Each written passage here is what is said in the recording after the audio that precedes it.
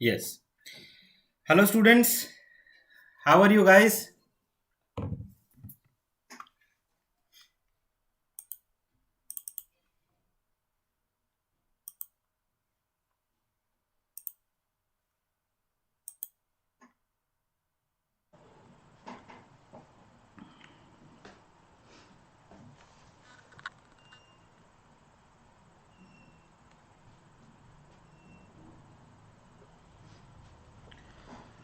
Hello, students. Am I audible and visible to all of you now?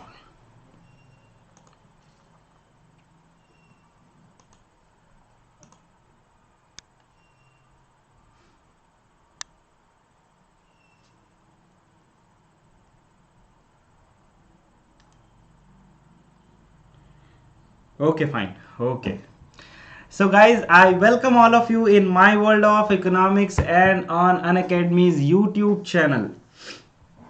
So guys बहुत दिनों से class 11th के students पूछ रहे थे कि सर 11th के लिए कब यूट्यूब पर सेशन लोगे, 11th के लिए कब यूट्यूब पर सेशन लोगे।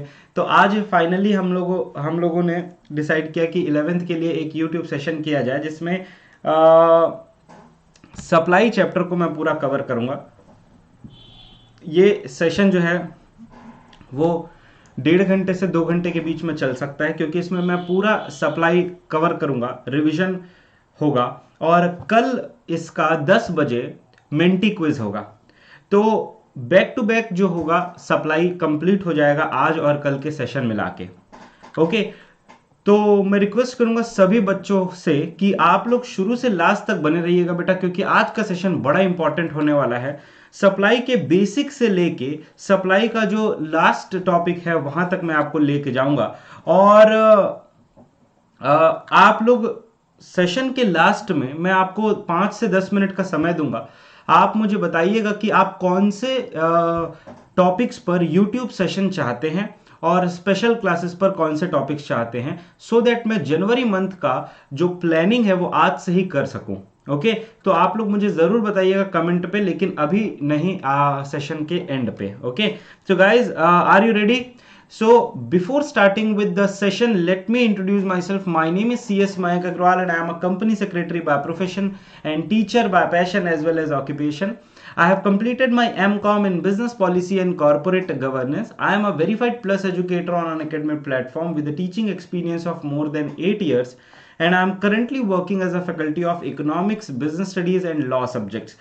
तो ये कुछ डिटेल्स है मेरे बारे में। आज हम लोग जो करने वाले हैं टॉपिक वो है रिवीजन ऑफ सप्लाई। ओके, और उसके बाद मैं आप लोगों को इंफॉर्मेशन शेयर करना चाहूंगा। जिन बच्चों ने अभी तक अनअकैडमी के प्लस सब्सक्रिप्शन नहीं लिए हैं उनके लिए कुछ डिटेल्स जो मैं यहां पे बताना चाहूंगा कि अगर आप पूरा सिलेबस कवर करना चाहते हैं, अगर आप टॉप एजुकेटर्स से पढ़ना चाहते हैं, तो आप अनअकैडमी का प्लस सब्सक्रिप्शन जरूर लीजिए, जिसमें आपको पूरा सिलेबस कवर मिलेगा। हर 3 सेशन के बाद एक डाउट क्लियरिंग सेशन होगा जिसमें आपके डाउट्स क्लियर किए जाएंगे। आपके पास ऑप्शन है कि आप जितनी मर्जी चाहे उतनी बार कोर्सेज देख सकते हैं। जितनी भी फैकल्टीज 11 12th में पढ़ा रहे हैं सारे फैकल्टीज का लेक्चर देख सकते हैं एक सब्सक्रिप्शन पर। उसके बाद time to time live test series होता है जिसकी मदद से आप अपनी प्रिपरेशन टेस्ट कर सकते हैं।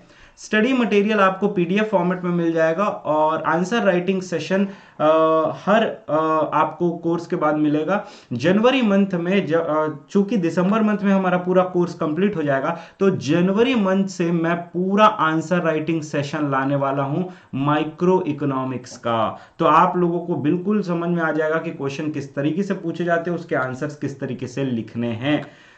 Mentorship and guidance is always available for you guys, and learning from home is very comfortable. सो उसके बाद अगर मैं बात करूं आइकॉनिक सब्सक्रिप्शन की, तो गाइज आइकॉनिक सब्सक्रिप्शन में आपको पर्सनल मेंटर मिलेंगे। वो पर्सनल मेंटर आपके लाइव डाउट सॉल्व करेंगे, वीकली रिपोर्ट आपको देंगे कि आप किस तरीके से परफॉर्म कर रहे हो टेस्ट में, क्विज में, क्या इंप्रूवमेंट आपको चाहिए। पेरेंट्स भी उनसे बात कर सकते हैं जिसके थ्रू दोनों बच्चे की प्रॉब्लम को मिल के सॉल्व कर सकते हैं। स्टडी प्लानर भी आपको मिलेगा जिसके तहत मंथली रिव्यू दिया जाएंगे और आपके प्रोग्रेस के ऊपर कमेंट किया जाएगा, और जितने भी बेनिफिट्स हैं प्लस के वो तो मिलेंगे ही।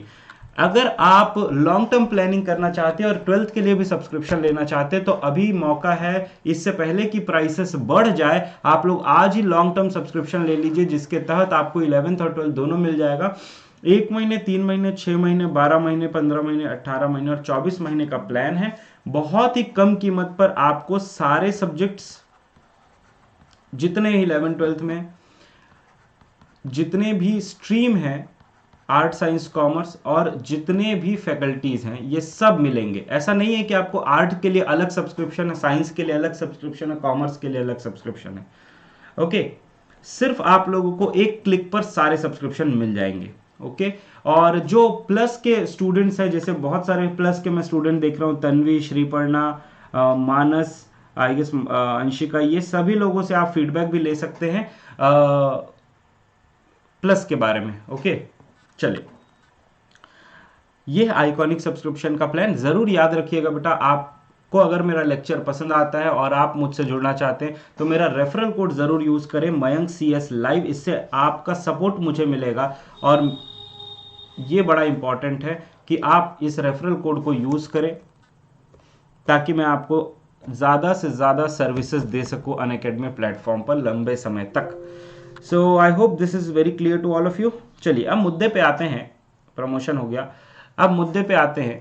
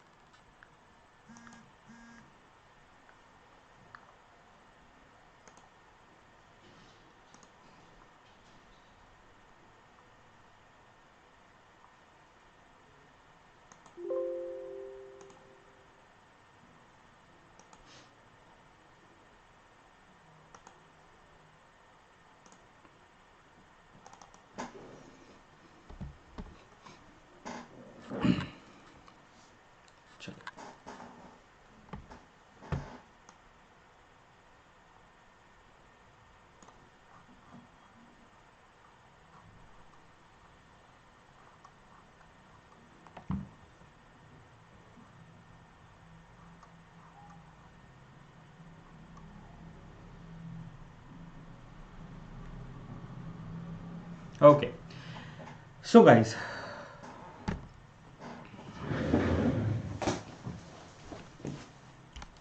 चलिए तो बात करते हैं सप्लाई की। मैं आप लोगों को सबसे पहले तो सप्लाई की डेफिनेशन की तरफ ले जाना चाहूंगा। What is the meaning of supply, ध्यान से सुनिएगा और पूरे एग्जांपल के साथ मैं आपको समझाऊंगा। Supply refers to the quantity of the good that the producers are willing and able to provide at its different prices during a given period of time। इसको एक एग्जांपल के साथ समझते हैं, आपको पूरी कंसेप्ट क्लियर हो जाएगी। सबसे पहले मान लीजिए कि अनुष्का एक प्रोड्यूसर है जिसके पास 1 लाख पीसेस ऑफ मोबाइल पड़े हुए हैं। कितने पीसेस ऑफ मोबाइल पड़े? 1 लाख पीसेस ऑफ मोबाइल। ठीक, 1 अप्रैल 2020 को जिनको उन्होंने खरीदा था 5,000 रुपए कॉस्टिंग करके, मतलब 5,000 रुपए पर एक मोबाइल उनको पड़ा था और 1 लाख पीसेस उन्होंने अपने गोडाउन में मंगा के रखे हुए थे। ठीक है, वो वेट कर रही थी कि कब मार्केट में प्राइस बढ़े तो कब मैं उनको ऑफर कर सकूं बेचने के लिए। मेरे एक वर्ड को कैच करना बेटा, आपका कंसेप्ट आज बहुत स्ट्रांग होके जाएगा। रिपीट कर रहा हूं, अनुष्का एक प्रोड्यूसर है जिनके पास 1 अप्रैल 2020 को 1 लाख पीसेस ऑफ मोबाइल पड़े हुए थे। एक मोबाइल की कीमत उनको जो कॉस्टिंग पड़ी थी वो 5,000 रुपए थी। ठीक, 10 अप्रैल 2020 को जैसे ही प्राइस 10,000 रुपए होता है, उन्होंने डिसाइड किया कि 20,000 यूनिट मार्केट में ऑफर कर दिया जाए सेल करने के लिए। यह वर्ड को कैच करना, ऑफर फॉर सेल। फिर कुछ दिनों बाद 20 अप्रैल 2020 को जब प्राइस 15,000 हो गया तो अनुष्का बड़ी खुश हो गई और अनुष्का ने और ज्यादा क्वांटिटी मार्केट में ऑफर कर दिया सेल के लिए, दैट इज 30,000 यूनिट्स। 30 अप्रैल 2020 को प्राइस फिर से बढ़ के हो गया 20,000 रुपए। अनुष्का और खुश हो गई, उन्होंने पूरा का पूरा बचा हुआ 50,000 यूनिट मार्केट में ऑफर फॉर सेल कर दिया। अब ये जो एग्जाम्पल है इसको अगर मैं आपके डेफिनेशन के साथ रिलेट करूं, मीनिंग के साथ रिलेट करूं, तो आपको पूरी पिक्चर क्लियर हो जाएगी कि सप्लाई क्या होता है। ध्यान से समझिएगा। Supply refers to the quantity of the goods. क्या?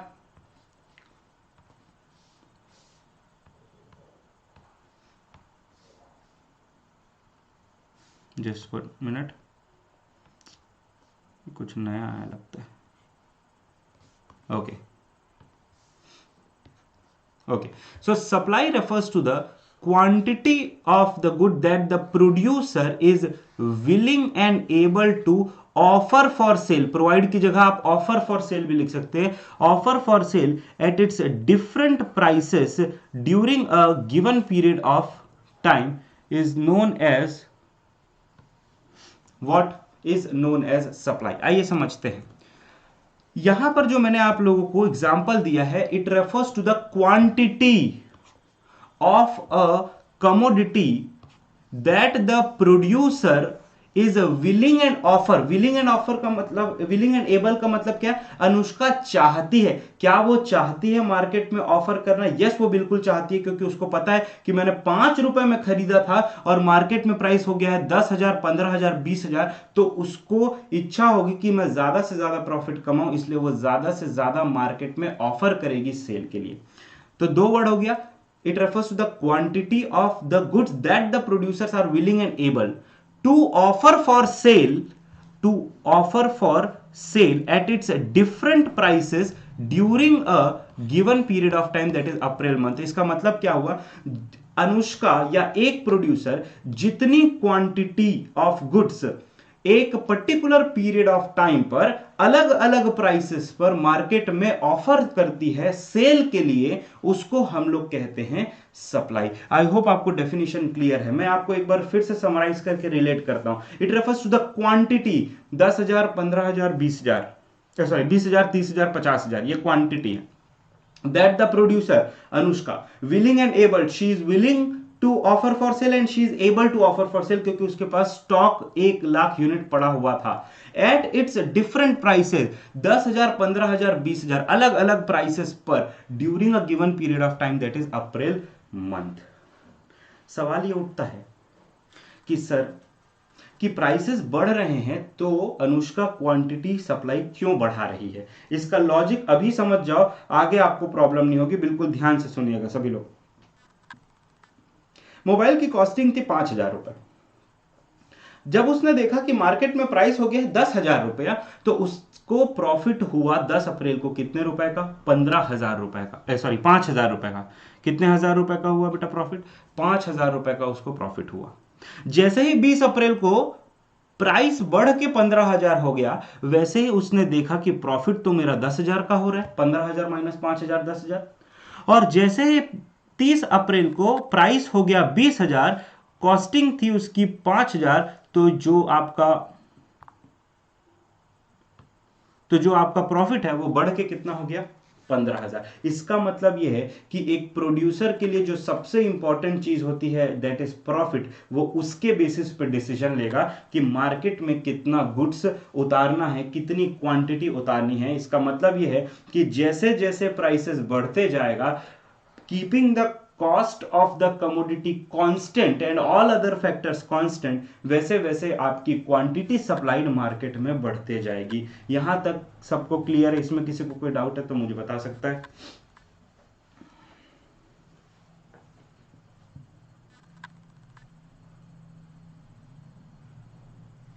Thank you so much Prachi. ठीक है, आगे बढ़ते हैं बेटा। अगला है कंसेप्ट स्टॉक और सप्लाई का। बिल्कुल ध्यान से समझिएगा, स्टॉक और सप्लाई का।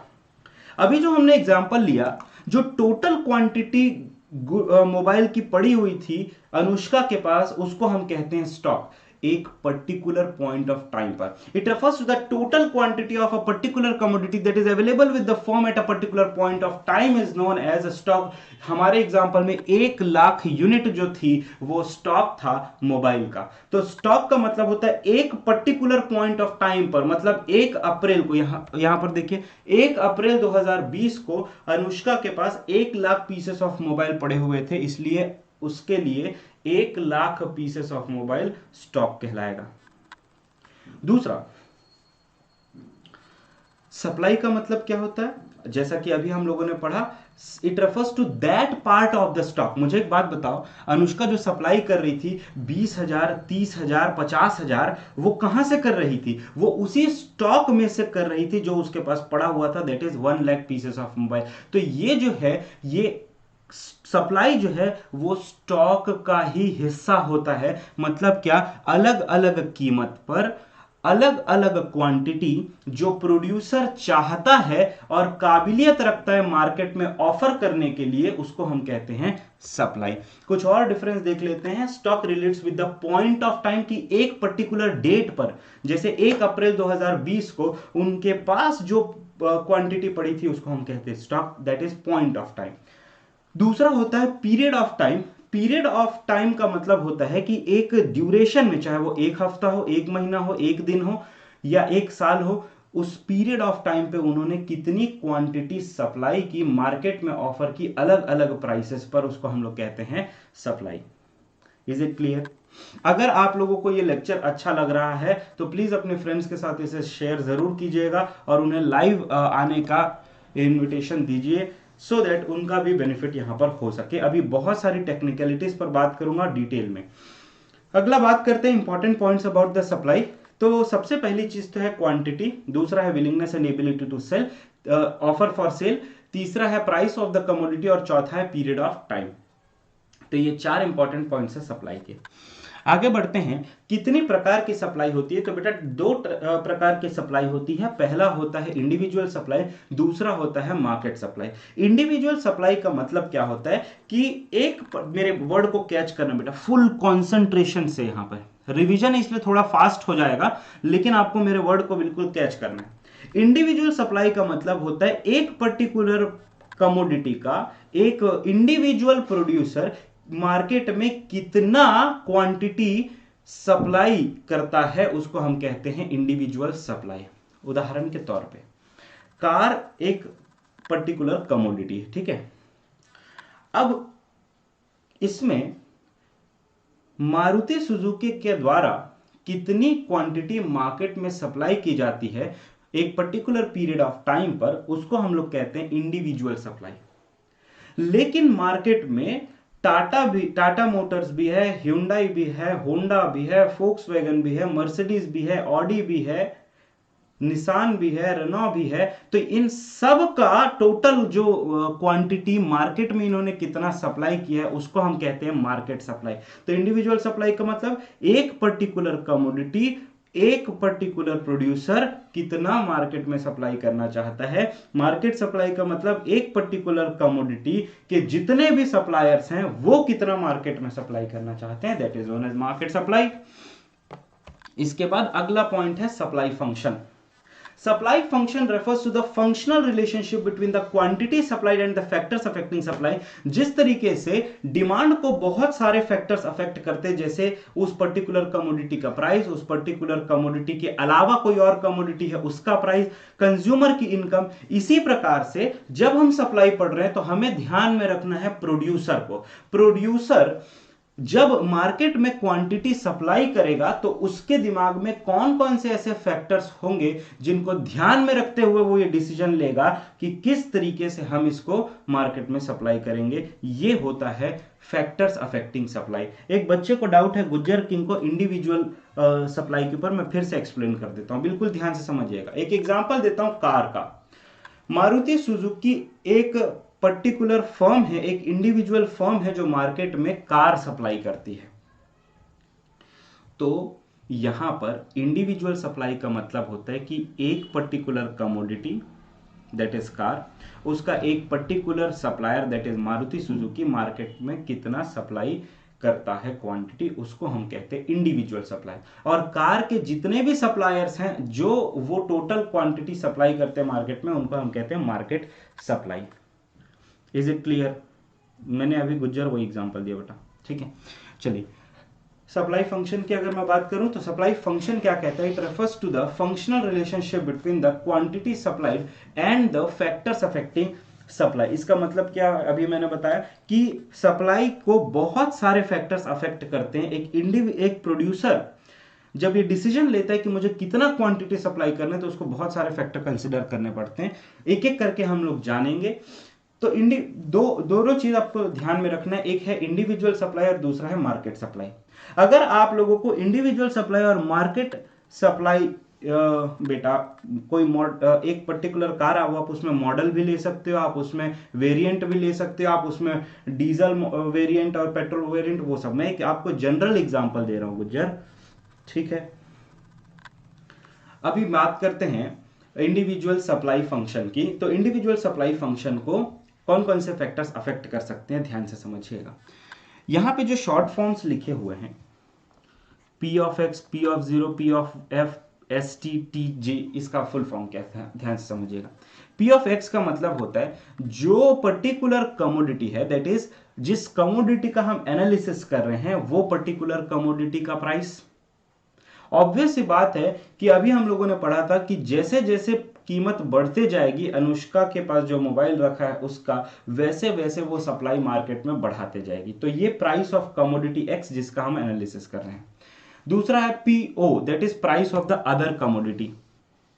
सो P of x is equals to price of the given commodity x, PO is equals to price of other goods, P of F is equals to price of factors of production, ST is equals to state of technology, जो हम लोग technology use कर रहे हैं, T for taxation policy and G for goal of the firm. इसको एक एक करके अभी मैं एनालाइज करूंगा डिटेल में, जिससे आपको समझ में आएगा that how these factors affects the individual supply of the firm. ठीक है, ठीक, आगे बढ़ते हैं। मार्केट सप्लाई फंक्शन क्या होता है, तो यहां पर ध्यान रखिएगा कि टोटल जो फॉर्म्स हैं मार्केट में एक पर्टिकुलर कमोडिटी का, मैं बार बार एक वर्ड यूज कर रहा हूं, ऑफ अ पर्टिकुलर कमोडिटी। एक पर्टिकुलर कमोडिटी के जितने भी सप्लायर होंगे, जब वो डिसीजन ले रहे होंगे कि मार्केट में हम लोगों को गुड सप्लाई करना है, तो कौन कौन से ऐसे फैक्टर्स हैं जो इनको अफेक्ट करेगा। तो आप समझ लीजिए कि इंडिविजुअल सप्लाई और मार्केट सप्लाई में लगभग सारे फैक्टर्स कॉमन हैं, लेकिन मार्केट सप्लाई में कुछ और एडिशनल फैक्टर्स हैं जो मार्केट सप्लाई को अफेक्ट करता है। ठीक, तो यहां पर अगर देखेंगे आप, तो ये सारे जो गुड्स है, ये बार बार क्यों आ रहा है मेरे को समझ नहीं आ रहा है।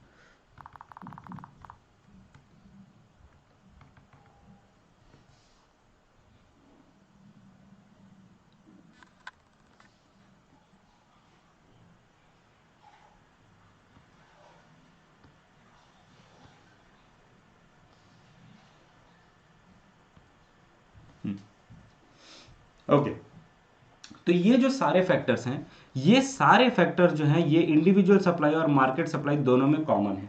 लेकिन इसके अलावा कुछ ऐसे फैक्टर्स हैं जैसे कि number of forms, means of transportation और फ्यूचर एक्सपेक्टेशन। ये तीन ऐसे फैक्टर्स हैं जो मार्केट सप्लाई के तो हैं लेकिन इंडिविजुअल सप्लाई के नहीं है। इनको ध्यान में रखिएगा, इससे मैं एमसीक्यू बना चुका हूं।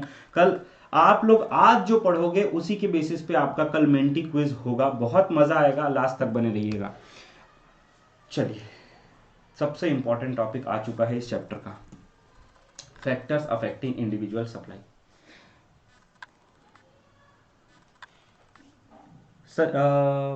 साय का वो आगे टॉपिक आएगा बेटा, जो आप पूछ रहे हो क्वांटिटी सप्लाइड और सप्लाई में क्या डिफरेंस होता है। ठीक है, जब मैं लॉ ऑफ सप्लाई पढ़ूंगा तो आपको ये डिफरेंस क्लियर कर दूंगा।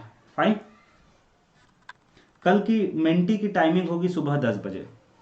ठीक है, चलिए बात करते हैं फैक्टर्स अफेक्टिंग इंडिविजुअल सप्लाई। कौन कौन से फैक्टर, पूरा ध्यान यहां पर दीजिए। टॉपिक से रिलेटेड अगर कोई डाउट है तो पूछिए, और टाइम टेबल से रिलेटेड कोई डाउट है तो लास्ट में मैं डिस्कस करूंगा। ध्यान से सुनिएगा, लिंक मत तोड़िए। फैक्टर्स अफेक्टिंग इंडिविजुअल सप्लाई, एक एक करके डिस्कस करते हैं, ध्यान से सुनिएगा।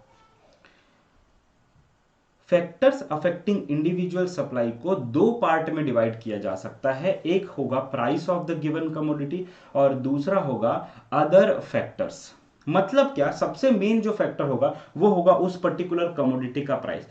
थोड़ी देर पहले जो मैंने एग्जांपल दिया था उसमें हम लोगों ने पढ़ा कि अगर प्राइस बढ़ता है तो सप्लाई भी बढ़ती है, अगर प्राइस घटता है तो सप्लाई भी घटती है। इसका मतलब दोनों के बीच में डायरेक्ट रिलेशनशिप है कि अगर प्राइस बढ़ेगा तो सप्लाई भी बढ़ा दी जाएगी, अगर प्राइस घटेगा तो सप्लाई भी घटा दी जाएगी, keeping the other factors constant.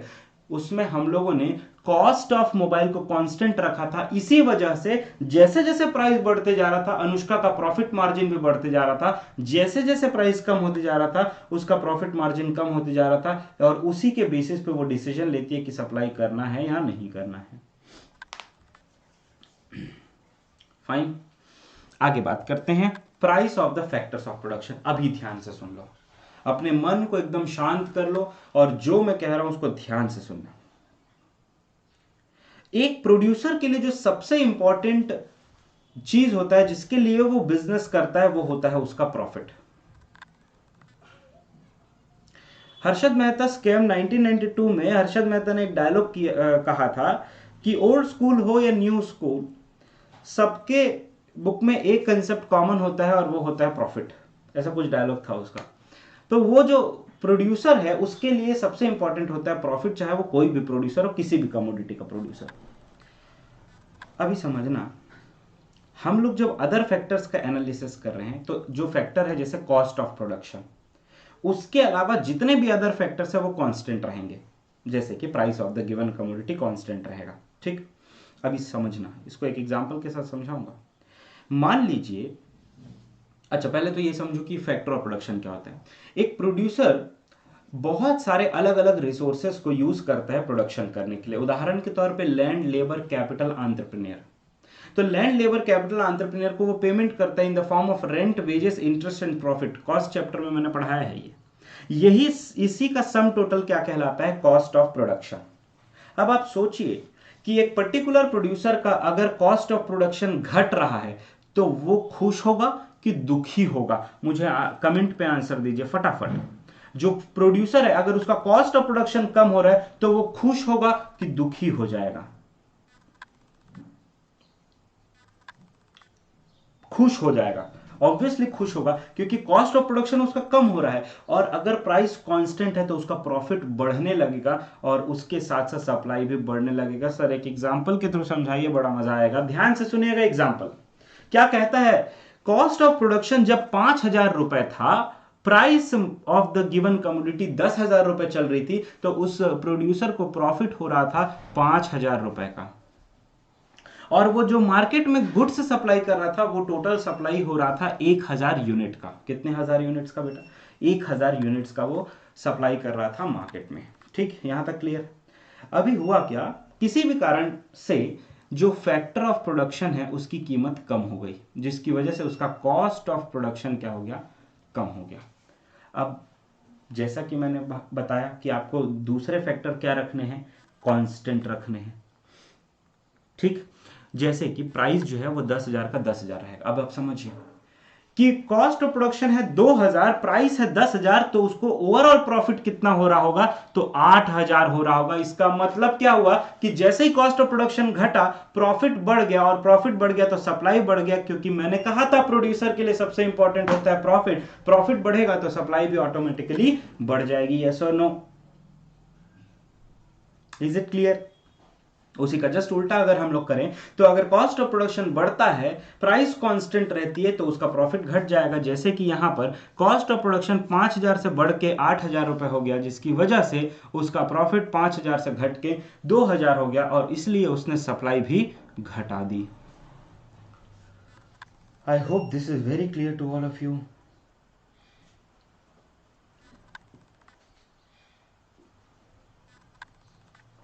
चलिए अगला, बस याद रखना अदर फैक्टर्स में कॉस्ट ऑफ प्रोडक्शन को बुद्धि में बिठा लो। कोई भी फैक्टर हो, यह सोच लेना कि भैया कॉस्ट ऑफ प्रोडक्शन पर क्या असर पड़ रहा है। कॉस्ट ऑफ प्रोडक्शन घटेगा प्रॉफिट बढ़ेगा, प्रॉफिट बढ़ेगा तो सप्लाई। कॉस्ट ऑफ प्रोडक्शन बढ़ेगा प्रॉफिट घटेगा, प्रॉफिट घटेगा तो सप्लाई भी घटेगी। सोचना सिखा रहा हूं आप लोगों को थिंकिंग स्किल आपका डेवलप कर रहा हूं ताकि रटना मत पड़े।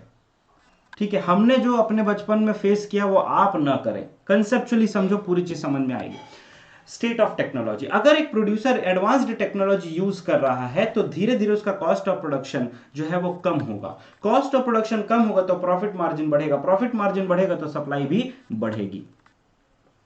ठीक है। दूसरा, अगर ऑब्सोलीट टेक्नोलॉजी है, आप खराब टेक्नोलॉजी का इस्तेमाल करते हो या आउटडेट हो गई है वो टेक्नोलॉजी, तो धीरे धीरे कॉस्ट ऑफ प्रोडक्शन बढ़ने लगेगा। कॉस्ट ऑफ प्रोडक्शन बढ़ेगा तो प्रॉफिट कम होगी, प्रॉफिट कम होगा तो सप्लाई भी कम होगा। जो बीच से बच्चे आ रहे हैं, हो सकता है उनको दिक्कत हो, प्रॉब्लम हो समझने में, लेकिन ट्राई करना कि आप अटेंड करो, और अगर दिक्कत हो तो पीछे बैक करके देख लेना, लेकिन देखो जरूर, ध्यान से समझिएगा। एक एग्जांपल देता हूं जिसके साथ आपको ये एकदम अच्छे से क्लियर हो जाएगा। आप कार लेते हैं, ठीक है, तो होता क्या है कार कि जब धीरे धीरे बहुत समय बीत जाता है तो जो इंजन है वो कमजोर पड़ने लगता है, टेक्नोलॉजी जो है वो ऑब्सोलीट हो जाती है, पुरानी हो जाती है, जिसके कारण आपका जो कार है वो ज्यादा पेट्रोल पीता है, डीजल पीता है, जिसके कारण आपका कॉस्ट ऑफ जो होता है ऑपरेशन वो क्या हो जाता है, बढ़ने लग जाता है। यस और नो, बस वही इस्तेमाल कीजिएगा यहाँ पर कंसेप्ट कि अगर आप जो टेक्नोलॉजी यूज कर रहे हो वो ऑब्सोलीट हो चुकी है, आउटडेट हो चुकी है, तो धीरे धीरे आपका कॉस्ट ऑफ प्रोडक्शन बढ़ने लगेगा। कॉस्ट ऑफ प्रोडक्शन बढ़ने लगेगा तो सप्लाई भी बढ़ने लगेगी, ठीक, सॉरी, सप्लाई जो है वो घटने लगेगी क्योंकि प्रॉफिट कम हो रहा है। अगला है गवर्नमेंट पॉलिसीज।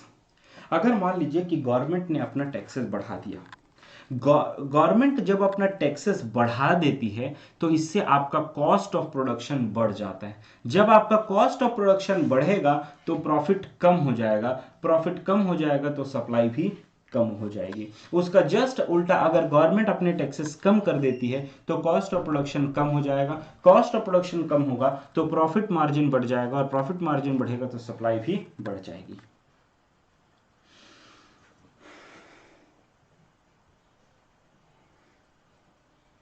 अनिवेश ने एक क्वेश्चन पूछा है, लेकिन बेटा अनिवेश, मैंने स्टार्टिंग में ये कहा था कि आपको प्राइस कांस्टेंट मान के चलना है, क्योंकि हम लोग अगर दोनों फैक्टर को एक साथ बढ़ाते हैं या दोनों फैक्टर को एक साथ घटाते हैं तो कोई भी कंक्लूजन पर हम नहीं पहुंच पाएंगे। आई होप ये आपको क्लियर होगा कि जब हम एडवांस टेक्नोलॉजी बढ़ा रहे हैं तो कॉस्ट ऑफ प्रोडक्शन तो कम होगा, लेकिन नेट प्राइस जो है वो उतने का उतना ही वो रखेगा। अब एक छोटा सा एग्जांपल देता हूं मैं आपको। मान लीजिए कि एक एग्जांपल लेता हूं, अभी जैसे कार का एग्जांपल लेता हूं, टाटा निक्सॉन, ठीक है, टाटा निक्सॉन का एग्जांपल लेता हूं। टाटा निक्सॉन जो है मार्केट में इतनी ज्यादा डिमांड है उसकी कि उसका प्राइस जो है वो हाई हो गया है। मान लीजिए कि उसका प्राइस चल रहा है अभी 10 लाख रुपए। ध्यान से सुनना मेरी बात को, उसका प्राइस कितना चल रहा है मार्केट में, 10 लाख रुपए चल रहा है। टाटा ने कुछ एडवांस टेक्नोलॉजी मंगाई और उन्होंने देखा कि उस एडवांस टेक्नोलॉजी का इस्तेमाल करके जो टाटा निक्सॉन पहले 8 लाख रुपए का बनता था वो अब 5 लाख रुपए में ही बन गया है।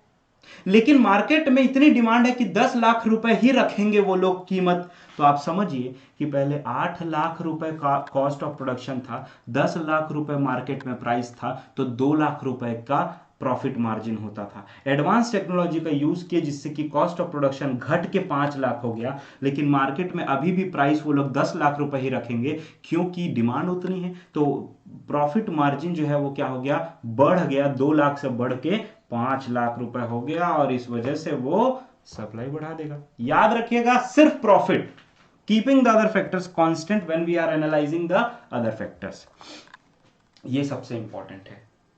यहां पर आप लोग पूरा कंसंट्रेशन दोगे, यहां पर पूरा कंसंट्रेशन, यहां पर ध्यान से सुनो। बच्चे क्या करते हैं, अदर गुड्स को कॉम्प्लीमेंट्री या सब्स्टिट्यूट गुड से रिलेट करते हैं सप्लाई में। इसको मत करना, कंफ्यूज हो जाओगे। एक प्रोड्यूसर है, उस प्रोड्यूसर के लिए मान लीजिए 2 कमोडिटी वो प्रोड्यूस करता है। Let's take an example of Honda car. एक होंडा कंपनी, ठीक है, होंडा कंपनी 2 उसके प्रोडक्ट हैं, एक है एक्टिवा और दूसरा है एविएटर, ठीक है। जिस कमोडिटी के सप्लाई का हम एनालिसिस कर रहे हैं उसको हम लोग नाम देते हैं गिवन कमोडिटी का। किसका, गिवन कमोडिटी का। और जिस कमोडिटी का हम जिस कमोडिटी से उसको कंपेयर कर रहे हैं उसको हम लोग नाम दे देते हैं अदर गुड्स का। क्या नाम दे देते हैं बेटा, अदर गुड्स का नाम दे देते हैं, ठीक है। तो इस वाले केस में एविएटर का हम लोगों को एनालाइज करना है, और मैंने आपको बचपन में सिखाया है कि जब हम बात करें गिवन कमोडिटी की तो हमें क्वांटिटी ऑफ गिवन कमोडिटी से मतलब होना चाहिए। हमें इस बात से बिल्कुल फर्क नहीं पड़ना चाहिए, हमें इस बात से बिल्कुल मतलब नहीं होना चाहिए कि दूसरे कमोडिटी की सप्लाई पर क्या असर पड़ रहा है। ठीक है, अभी यहां पर ध्यान से समझिएगा, just wait for 1 minute.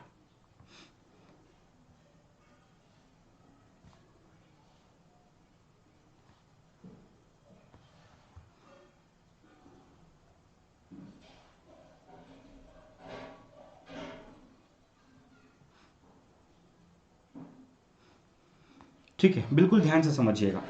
Aviator जो है उसकी प्राइस मान लीजिए 50,000 रुपए है और एक्टिवा का प्राइस भी 50,000 रुपए है। ठीक है, एक्टिवा का प्राइस भी कितना है बेटा? 50,000 रुपए। एविएटर का भी प्राइस 50,000 रुपए है, एक्टिवा का सॉरी एविएटर का प्राइस 50,000 रुपए, एक्टिवा का प्राइस भी 50,000 रुपए, दोनों 50,000 रुपए पे। ठीक है, दोनों सप्लाई कर रही है होंडा कंपनी। अब हुआ क्या कि मार्केट में उन्होंने देखा कि यार एक्टिवा की ना डिमांड बढ़ते जा रही है, बढ़ते जा रही है, बढ़ते जा रही है। तो उन्होंने क्या क्या प्राइस बढ़ा दिया, 80,000 कर दिया, और लोग 80,000 में भी खरीदने को तैयार है, इतना डिमांड है एक्टिवा का। अब मुझे और एविएटर जो है उसके प्राइस में कोई चेंजेस नहीं आ रहा क्योंकि उसकी डिमांड वैसे पहले थी, अभी भी वैसी है, ना बढ़ रहा है ना घट रहा है। मुझे एक बात बताओ, एक प्रोड्यूसर के पॉइंट ऑफ व्यू से सोचना, होंडा कंपनी के लिए ज्यादा प्रॉफिटेबल कौन सा गुड्स प्रोड्यूस करना होगा, एक्टिवा या एविएटर? सोच समझ के उत्तर देना, किस गुड्स को प्रोड्यूस करने से उसे ज्यादा फायदा होगा, एक्टिवा प्रोड्यूस करने से या एविएटर प्रोड्यूस करने से? All of you. Obviously Activa produce करने से उसको ज्यादा फायदा होगा। क्यों? क्योंकि एक्टिवा का प्राइस मार्केट में ज्यादा है, तो वो प्रोड्यूसर सोचेगा कि भाई जिसमें ज्यादा फायदा हो रहा है उसको प्रोड्यूस करेंगे, एविएटर को प्रोड्यूस कम करेंगे। तो मुझे एक बात बताइए, अदर गुड्स मतलब एक्टिवा का जब प्राइस बढ़ा तो एविएटर का प्राइस क्या हो गया? कम। सॉरी, एविएटर की सप्लाई क्या हो गई? कम हो गई। यस और नो? रिलेशन समझ में आया, हाँ या नहीं? तो गिवन कमोडिटी की क्वांटिटी सप्लाइड और अदर गुड्स के प्राइस पर, आई मीन उन दोनों के बीच में ये रिश्ता क्या कहलाता है, ये आई होप आपको समझ में आ गया होगा कि अगर दूसरे कमोडिटी का प्राइस बढ़ता है तो एक प्रोड्यूसर के लिए वो सप्लाई करना ज्यादा प्रॉफिटेबल हो जाएगा, इसलिए वो गिवन कमोडिटी की सप्लाई कम कर देगा। बार बार ये कह रहा हूं कि गिवन कमोडिटी की सप्लाई मैटर करती है। We don't care about the supply और the quantity of any other goods. Is it clear?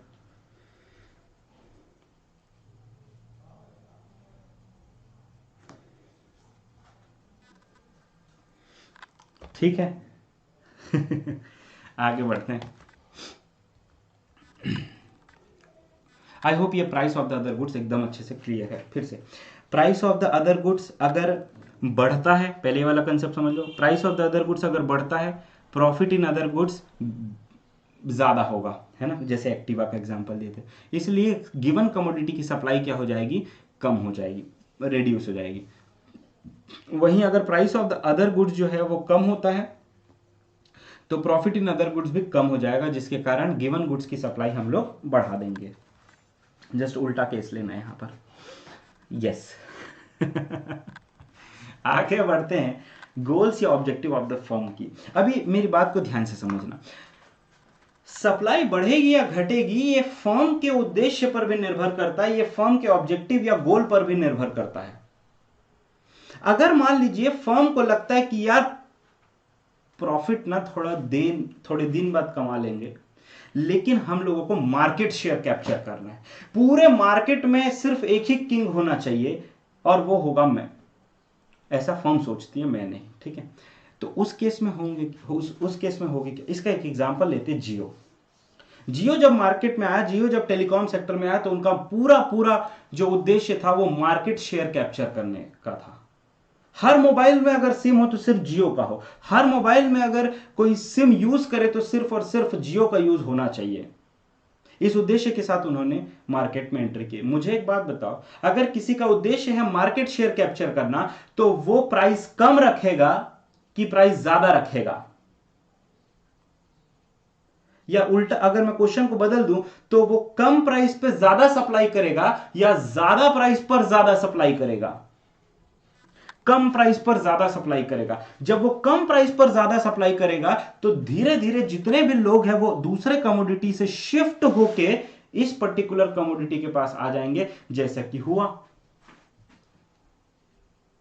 कुछ कंपनीज बंद, जियो के मार्केट में आने के बाद, रिलायंस जियो जब मार्केट में आया तो रिलायंस जियो के आने के बाद कुछ कंपनीज तो बंद हो गई, टेलीकॉम सेक्टर से बाहर हो गई।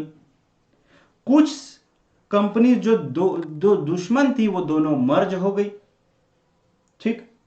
और तो और हुआ ये कि उन लोगों को मजबूरन प्राइस कम करना पड़ा, नहीं तो इतना जबरदस्त प्राइस हाइक हो रहा था कि एक एक जीबी के लिए 150-150 200 रुपए हम लोगों को देना पड़ता था। और इतना भयानक स्थिति आ गई थी। अगर रिलायंस जियो नहीं आता उस समय तो पता नहीं क्या होता, शायद आप ऑनलाइन क्लासेस भी ना देख पाते। Yes, Aircel, Tata Docomo, smart, ये सब कंपनी बंद हो गई और वोडा आइडिया मिक्स होकर वी बन गए। आगे बढ़ते हैं। दूसरा है, अगर एक फर्म का गोल है कि प्रॉफिट बढ़ाना है, हमको मतलब नहीं मार्केट शेयर से, जितना भी मार्केट शेयर मिले उसमें खुश रहेंगे, लेकिन प्रॉफिट इतना कमाएंगे कि एकदम दूसरी कंपनियों से आगे चले जाएं, तो उस केस में होगा क्या? वो लोग प्राइस ज्यादा रखेंगे और ज्यादा प्राइस होगा तभी सप्लाई बढ़ाएंगे। आ रही है बात समझ में? यस और नो? ठीक है। So more supply at increased price, if the objective of the firm is to increase the goal of the firm is to increase the profit of the firm. Fine. आगे बात करते हैं factors affecting market supply. जैसा मैंने कहा कि जो individual supply है, ठीक है, जितनी भी इंडिविजुअल सप्लाई को जो फैक्टर्स अफेक्ट करते हैं वो सारे के सारे फैक्टर्स मार्केट सप्लाई को भी अफेक्ट करते हैं, लेकिन कुछ एडिशनल फैक्टर्स भी हैं मार्केट सप्लाई को अफेक्ट करने के लिए। आइए समझते हैं। पहला है number of firms in the market, कि अगर जितने ज्यादा फर्म्स होंगे मार्केट में उतना ज्यादा सप्लाई होगा। एक उदाहरण के तौर पे पहले जो कार कंपनीज थी वो कुछ थी, एक उदाहरण के तौर पे टाटा, मारुति सुजुकी, ठीक है, उसके बाद आपका ह्यूंडई, होंडा, ये 4 कंपनी मान लीजिए पहले मार्केट में थी। अब आ गई हैं, ये 4 कंपनीज तो है ही, उसके अलावा आ गई है Volkswagen, Mercedes, Audi, Jaguar, Tata की है खैर वो, उसके बाद रेनो, शेवरले, उसके बाद ये किया आ गई है, नई नई किया, डेटसन, निसान, वही। ठीक है, तो ये सारी कंपनीज मार्केट में आ गई। तो मुझे बताओ ओवरऑल सप्लाई कार की मार्केट में बढ़ेगी या नहीं बढ़ेगी? Toyota, yes Toyota obviously, yes और नो? हाँ ये नहीं, यस बिल्कुल बढ़ेगी। तो जितना ज्यादा फर्म्स उतना ज्यादा सप्लाई, जितने कम फर्म्स उतनी कम सप्लाई। यस और नो? आगे बढ़ते हैं। Future expectation of the price. क्या? Future expectation of the price, ध्यान से सुनिएगा। अगर एक प्रोड्यूसर ये सोच रहा है, अगर ये प्रोड्यूसर ये एक्सपेक्ट कर रहा है कि यार फ्यूचर में ना प्राइस कम होने वाला है, तो वो आज के दिन सप्लाई मार्केट में बढ़ा देगा, करंट सप्लाई को वो मार्केट में बढ़ा देगा, क्योंकि उसको लग रहा है कि फ्यूचर में प्राइस जो है वो कम होने वाला है।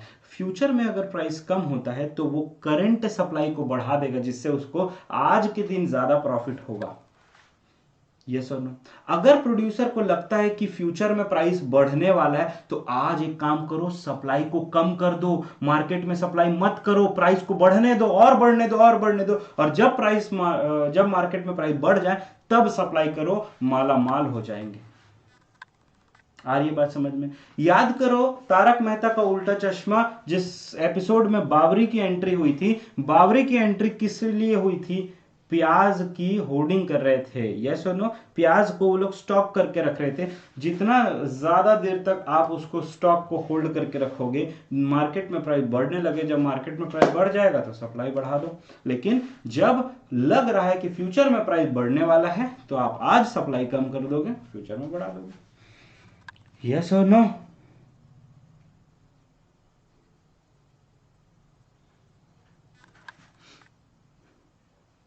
ठीक। आगे बढ़ते हैं। Means of transportation and communication. देखो, अगर कंट्री में इंफ्रास्ट्रक्चर ना प्रॉपर है, if there is a proper infrastructure in the country, तो सप्लाई जो होती है ना बेटा वो बढ़ जाती है। क्या हो जाती है? सप्लाई बढ़ने लगती है। उदाहरण के तौर पे एग्रीकल्चर गुड्स का एग्जांपल लेते हैं। देश के देश में जो एग्रीकल्चरल एक्टिविटीज है वो बहुत ही दूर दराज के गांवों में भी की जाती है, लेकिन उन गांवों से क्रॉप्स लेके मार्केट तक लाना, शहर तक लाने के लिए काफी लॉन्ग डिस्टेंस ट्रेवल करना पड़ता है। अगर उसमें रोड खराब हो, उसमें प्रॉपर इंफ्रास्ट्रक्चर ना हो, तो आपको लगता है क्या कि मार्केट में सप्लाई जल्दी हो पाएगी? तो मार्केट में सप्लाई जल्दी नहीं हो पाएगी। तो अगर प्रॉपर इंफ्रास्ट्रक्चर हो, इंफ्रास्ट्रक्चर से मेरा मतलब है कि इरिगेशन फैसिलिटी अगर अच्छी है, रोड कनेक्टिविटी अच्छी है, प्रॉपर कम्युनिकेशन फैसिलिटी अच्छा है, तो मार्केट में सप्लाई बढ़ने लगेगी। इनमें से कोई भी एक एग्जांपल पकड़ लो, कोई भी एक फैक्टर पकड़ लो और समझ जाओ। उदाहरण के तौर पे मान लीजिए कि मार्केट की एग्रीकल्चर प्रोडक्ट के लिए इरिगेशन फैसिलिटी अच्छी है, सरकार ने इरिगेशन फैसिलिटी बहुत तगड़ा कर दिया, तो इससे क्या होगा? प्रोडक्टिविटी ज्यादा होगी और मार्केट में उस पर्टिकुलर क्रॉप की सप्लाई भी बढ़ेगी। Is it clear? वहीं अगर खराब इंफ्रास्ट्रक्चर है तो सप्लाई कम हो जाएगी। I hope this is very clear to all of you. Basic concept एकदम अच्छे से क्लियर है, तो मैं आगे बढ़ता हूं। ठीक, मल्टीपल चॉइस क्वेश्चंस। अब आप लोग सोच समझ के उत्तर दीजिएगा। अभी तक जो आपने पढ़ा या आपके भेजे में कितना घुसा है ये देखते हैं। ठीक है, सो ये आपका टेस्ट है। If the cost of production increases then the supply of a commodity A reduces, B increases, C no change और D none of the above. आप लोग कमेंट पे आंसर दे फटाफट। कॉस्ट ऑफ प्रोडक्शन इंक्रीज हो रहा है, ध्यान रखो, कॉस्ट ऑफ प्रोडक्शन क्या हो रहा है बेटा? इंक्रीज हो रहा है। बताइए क्या स्थिति होगी?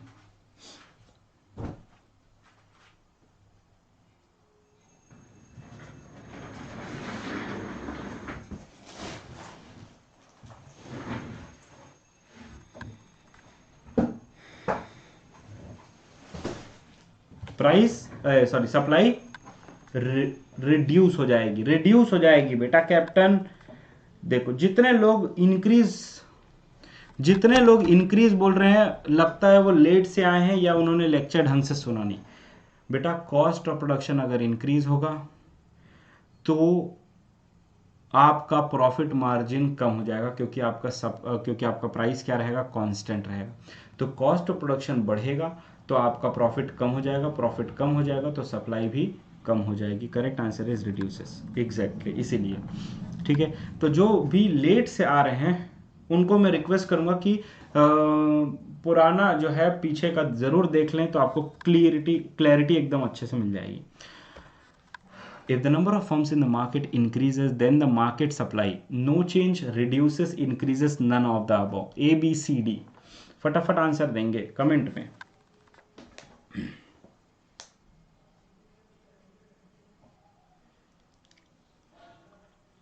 इंक्रीज होगी, बिल्कुल इंक्रीज होगी। अगर नंबर ऑफ फर्म्स मार्केट में बढ़ते हैं तो मार्केट सप्लाई भी बढ़ेगी। अगला है, if a firm uses advanced technology then what would be the nature of supply? Supply reduces, supply rises, no change, none of the above. All of you.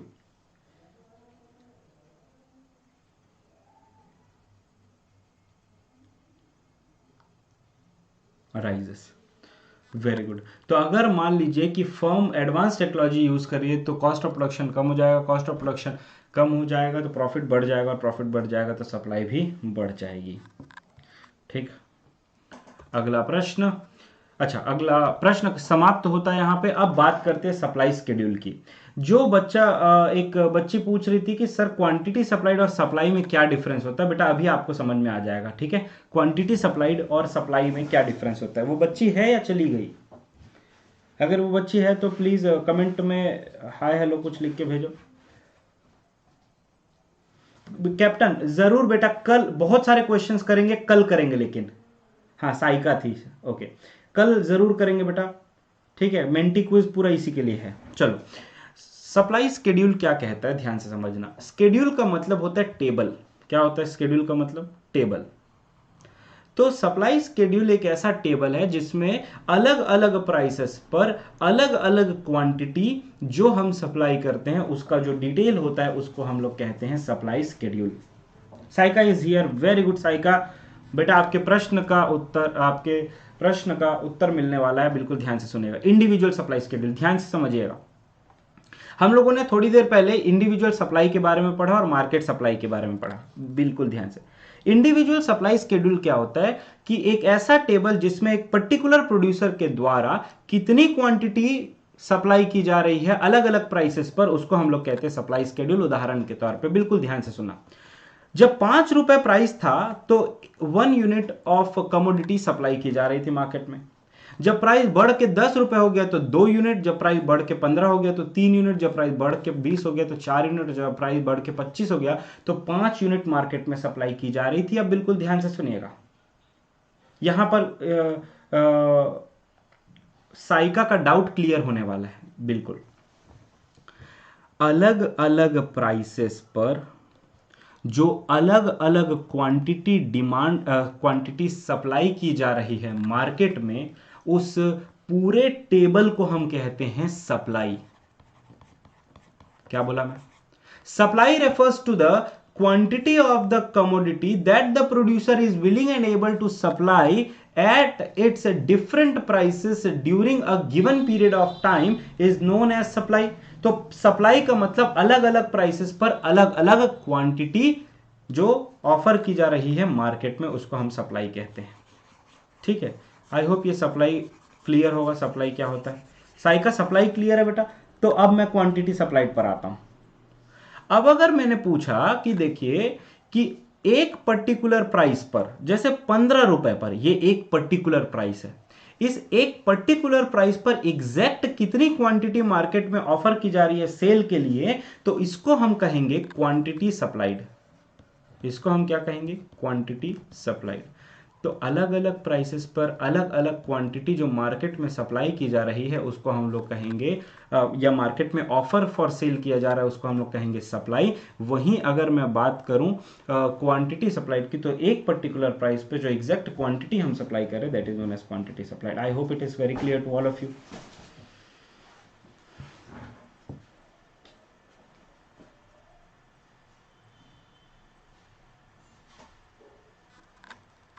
Okay, आगे बढ़ते हैं। अभी देखो सप्लाई स्केड्यूल कैसे बनाते हैं। तो यहां पर है आपका क्वांटिटी सप्लाइड एक्स एक्सिस में,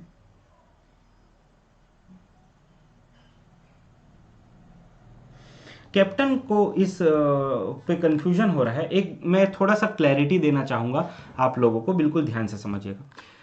बट सर प्राइस बढ़ेगा तो सप्लाई कैसे बढ़ सकता है? अगर डिमांड होगी ज़्यादा तभी हो सकती है, नहीं तो जब प्राइस घटेगी तभी सप्लाई बढ़ेगी। एम आई राइट सर? बेटा एक बात समझो, आप क्या कर रहे हो पता है? आप डिमांड और सप्लाई दोनों को मिक्स कर दे रहे हो और पूरा खिचड़ी बना दे रहे हो। मेरी बात को समझिए। आप एक तो लेट आए हो, फिर भी चलो मैं आपको समझाता हूं। जब हम लॉ ऑफ सप्लाई पढ़ रहे होते हैं तो लॉ ऑफ सप्लाई कहता है कि अगर प्राइस बढ़ता है तो सप्लाई बढ़ती है, keeping the other factors constant.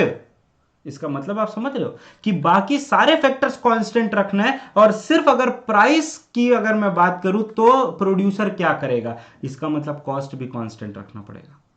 अगर आपको यह जानना है कि अगर डिमांड और सप्लाई दोनों में क्या चेंजेस आते हैं उसकी वजह से प्राइस पर क्या इफेक्ट पड़ेगा, तो आप मेरा प्राइस डिटर्मिनेशन वाला लेक्चर देखिएगा। प्राइस डिटर्मिनेशन वाला जब आप लेक्चर देखोगे तो आपको सारी चीजें क्लियर हो जाएंगी। आ रही है बात समझ में? हाँ या नहीं? यस और नो?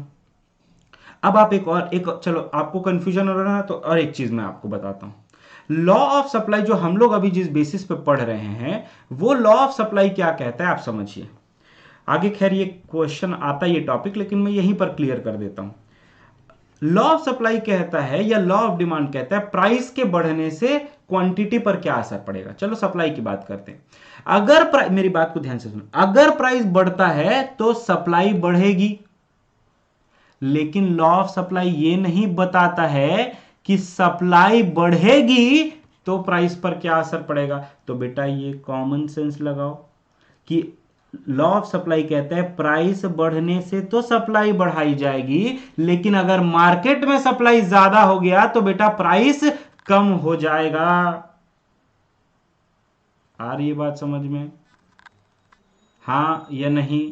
तो लॉ ऑफ सप्लाई ये रिलेशन बताता है, लॉ ऑफ सप्लाई ये रिलेशन नहीं बताता है, ये एक लिमिटेशन है।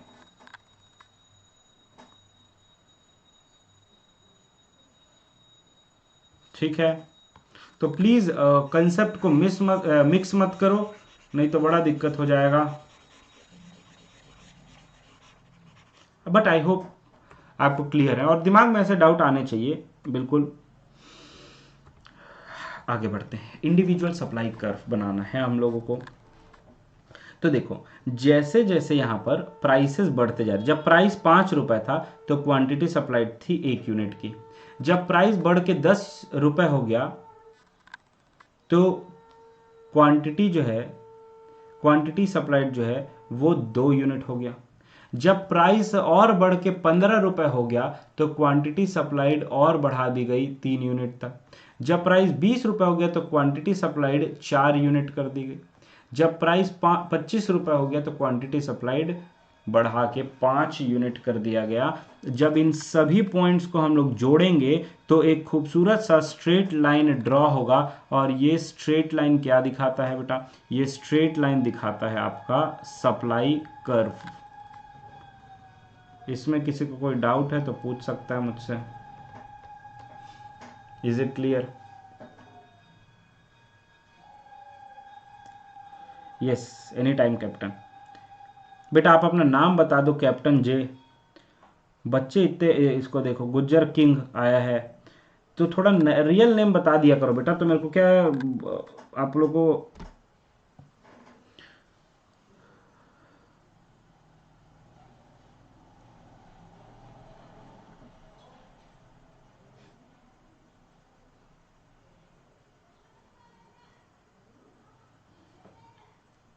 चलिए आगे बढ़ते हैं।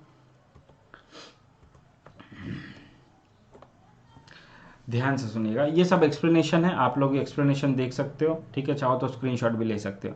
अगला बात करते हैं मार्केट स्केड्यूल की। What is the meaning of market schedule?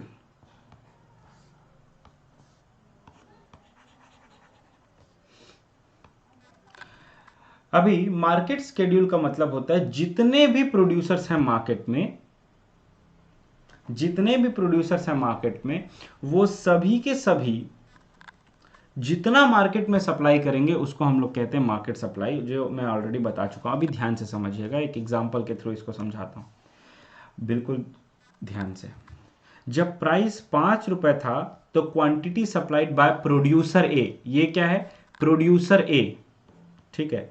He is producer A and he is producer B, ठीक है? तो प्रोड्यूसर ए 5 रुपए पे 1 यूनिट सप्लाई करता है और प्रोड्यूसर भी 2 यूनिट सप्लाई करता है। मुझे बताइए 5 रुपए की कीमत पर टोटल मार्केट में सप्लाई कितना हो रहा है? तो 1 + 2 = 3, यस और नो? 1 + 2 = 3, ठीक?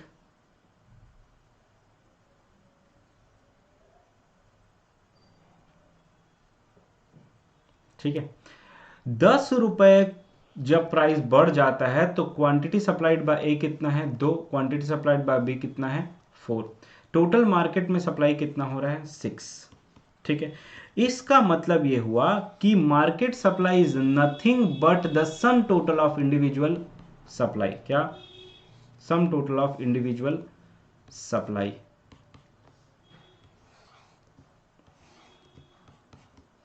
इसमें किसी को कोई भी डाउट है तो मुझसे पूछ सकता है बेटा, ठीक है? 1 + 2 = 3, 2 + 4 = 6, 3 + 6 = 9, 4 + 8 = 12 and 5 + 10 = 15। ओके रमन,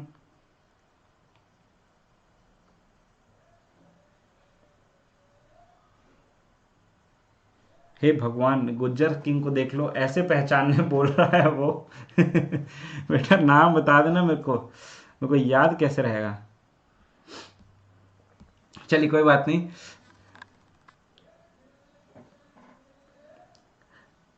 ये रिपीट कर दो बेटा, एकदम सिंपल है। रिया बिल्कुल ध्यान से सुनना बेटा।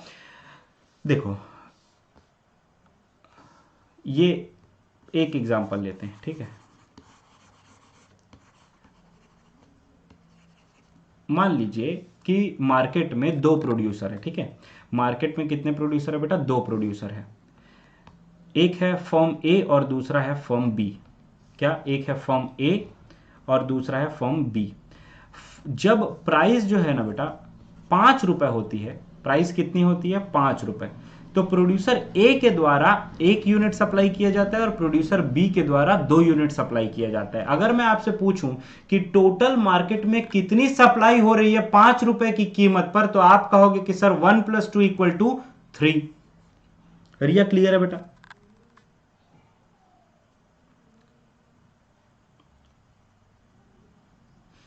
फाइन। उसके बाद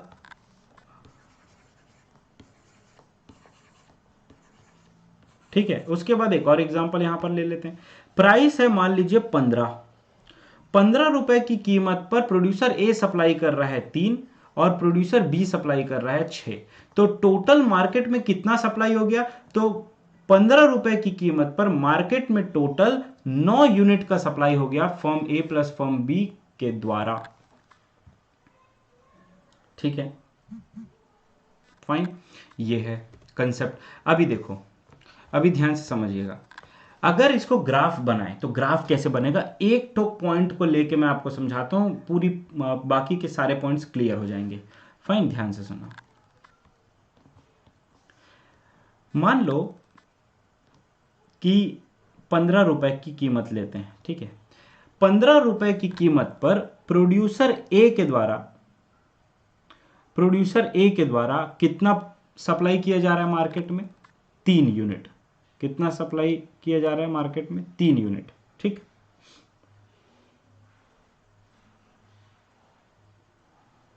ठीक। दूसरा 15 रुपए पे जो प्रोड्यूसर बी है वो कितना सप्लाई कर रहा है? 6 यूनिट। ठीक। दोनों को अगर मिला दें तो कितना हो जाएगा? 9 यूनिट। तो देखिए 15 रुपए की कीमत पर क्वांटिटी सप्लाइड कितना हो रहा है? 9 यूनिट। आप चाहो तो इसको देख सकते हो, यहां पर देखो 15 रुपए की कीमत पर क्वांटिटी सप्लाइड बाय ए है 3 यूनिट। यहां पर मैं लिख देता हूं 3 यूनिट। 15 रुपए के प्राइस पर क्वांटिटी सप्लाइड बाय बी जो है वो कितना है? 6 यूनिट्स। ठीक।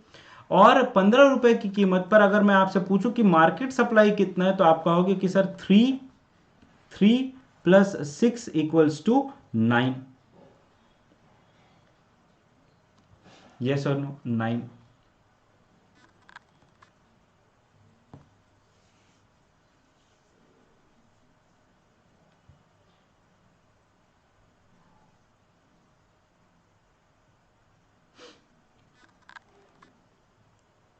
फाइन। ये बहुत सारे बच्चे लगता है कुछ परेशान हो रहे हैं कोई श्लोक को लेके। बेटा मुझे उसका कमेंट दिख नहीं रहा है। ठीक है, नहीं तो उसको मैं आई गेस वो पहले भी ऐसे हरकत कर चुका है, ये शायद इस वजह से वो ब्लॉक हो चुका है पहले से, इसलिए मुझे उसके कमेंट दिख नहीं रहे हैं। ठीक है, तो आप लोग परेशान मत हो, आप लोग पूरा पढ़ाई पर ध्यान लगाओ। ठीक है, मुझे नहीं पता वो क्या बोल रहा है और किस तरीके से वो कमेंट्स कर रहा है, तो आप लोग प्लीज़ उसको इग्नोर करो। हाँ, मैं प्लीज़ उसको इग्नोर करो। अगर वो कुछ भी गलत शब्द बोल रहा है तो आप लोग उसको ब्लॉक करके रिपोर्ट करो, लेकिन पढ़ाई पर ध्यान दो। डोंट, देखो एकदम सिंपल सा मतलब है, एकदम सिंपल सा कंसेप्ट आपको समझाता हूँ। ठीक है, आप लोग जितना रिएक्ट करोगे वो उतना और कहेगा, ये कोई भी पर्सन। तो रिएक्ट करना बंद कर दो, वो कितने देर तक स्पैम करेगा? ठीक है बेटा, वो दिख ही नहीं रहा ना मेरे कमेंट पे, तो मैं कैसे उसको ब्लॉक करूं? वो दिख ही नहीं रहा। आई गेस उसको मैं पहले ही ब्लॉक कर चुका हूँ।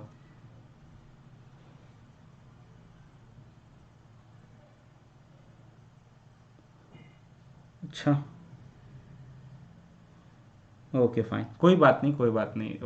मेरे को दिख रहा होता तो मैं कर लेता। खैर, back to the topic guys, don't divert yourself, your studies are important. Yes please. अभी एक इंपॉर्टेंट पॉइंट आपको समझाना है। देखो, market supply curve is obtained by the horizontal summation of individual supply curve, that is SA plus SB। ये क्या point है sir? ये आपके एग्जाम में क्वेश्चन आएगा, ये आपके एग्जाम में क्वेश्चन आ सकता है।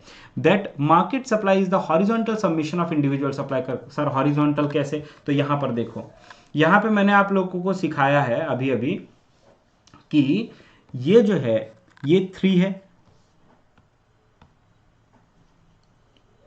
ठीक है, this is 3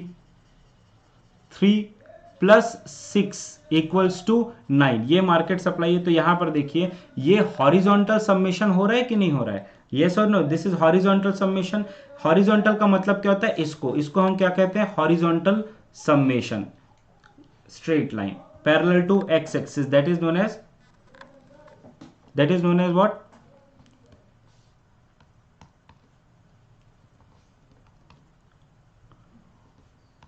horizontal submission. Fine, चलिए आगे बात करते हैं।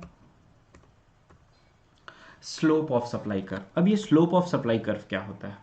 Okay, slope of supply curve क्या होता है? So it is defined as the ratio of change in the variable on Y axis to the change in the variable on X axis. अभी देखो, स्लोप ऑफ सप्लाई कर्व का simple सा formula होता है, जो हम लोग वाई एक्सिस में वेरिएबल रख रहे हैं डिवाइडेड बाय जो हम लोग एक्स एक्सिस में वेरिएबल रख रहे हैं, उन दोनों का रेशियो क्या कहलाता है बेटा? Slope of supply curve. देखते हैं, ठीक है, यहां पर ये अगर आप गौर से देखोगे, इसको मैं थोड़ा सा इरेज कर देता हूं, ठीक है, यहां पर देखो, तो यहां पर अगर आप देखोगे तो ये 2 पॉइंट लेते हैं, एक पॉइंट ये, एक पॉइंट ये, ठीक है। यहां पर ये जो है, जब प्राइस 10 रुपए से बढ़ के 15 रुपए हो रहा था, ठीक है, तो क्वांटिटी सप्लाइड 2 से बढ़ के कितना हो रहा था? 3 हो रहा था। तो यहां पर देखिए, अगर मैं इस स्लोप की बात करूं, मेरे वर्ड को कैच करना, if I talk about this slope, तो इस स्लोप का फॉर्मूला क्या बनेगा? इस स्लोप का फॉर्मूला बनेगा del P divided by del Q. यहां पर लिख लीजिए slope of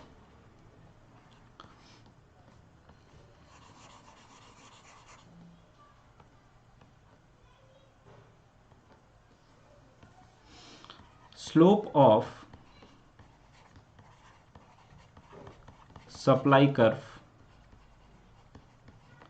is equals to variable on Y axis. Y axis में क्या है? Del P. एक्स एक्सिस में क्या है? Del Q. कितने का? तो यहां पर आप देख लो, ये कितने का चेंज आ रहा है? डेल पी कितने का चेंज आ रहा है? 5 का चेंज आ रहा है। और डेल क्यू कितने का चेंज आ रहा है? 1 का चेंज आ रहा है। तो 5 divided by 1, this is the slope of supply curve. Simple सा मतलब बताऊं तो del P upon del Q is equals to slope of supply curve. Fine, चलिए आगे बढ़ते हैं बेटा।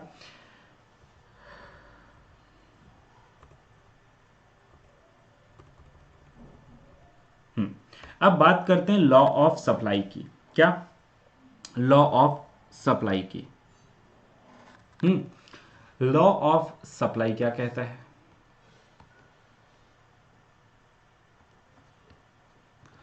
Law of supply states that there is a direct relationship between the price of the given commodity and the quantity supplied of the given commodity, keeping the other factors constant।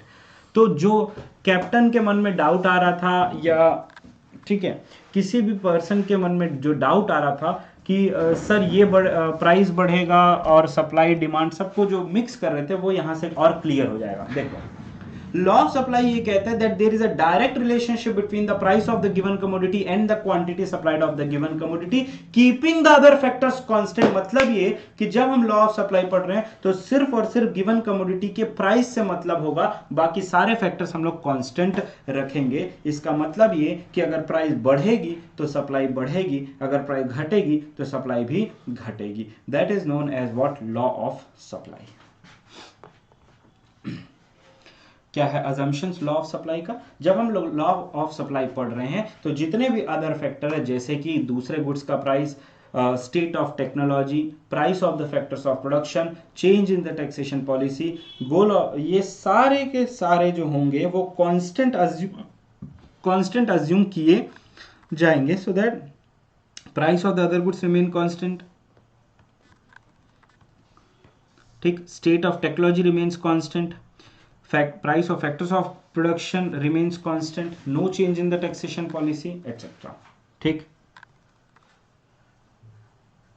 Limitation मैंने साई का बताया ये था कि price के बढ़ने से सप्लाई के ऊपर जो है फर्क दिखता है, लेकिन सप्लाई में चेंज आने की वजह से प्राइस में क्या चेंज दिखता है इसके बारे में लॉ ऑफ सप्लाई पढ़ाई नहीं करता है, ये उसका लिमिटेशन है, ठीक है।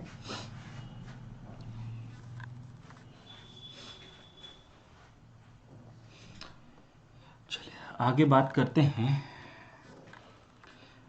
ये सप्लाई स्केड्यूल है, जैसे जैसे कीमत बढ़ते जाएगी वैसे वैसे क्वांटिटी सप्लाइड भी बढ़ते जाएगा, ठीक है, और एक स्ट्रेट लाइन ड्रॉ होगा and that is supply curve. अब आप कर्व को एनालाइज कैसे करते हो, तो मैं आप लोगों को क्लास में इतने सारे ग्राफ बना चुका हूं और लॉजिक के साथ पढ़ा चुका हूं कि आपको एकदम अच्छे से क्लियर होगा कि जब भी किसी दो वेरिएबल के बीच में डायरेक्ट रिलेशनशिप होता है तो वो अपवर्ड स्लोपिंग होता है। क्या होता है बेटा? अपवर्ड स्लोपिंग कर्व होता है। ये सर, ये मैंने आपको बताया था। और जब भी किसी चीज के बीच में या जिन भी दो वेरिएबल्स के बीच में इनवर्स रिलेशनशिप होता है तो वो डाउनवर्ड स्लोपिंग होता है ना। चलिए आगे बढ़ते हैं। What are the important points about the law of supply, यहां से और क्लैरिटी मिलेगी आप सभी लोगों को। सबसे पहली चीज,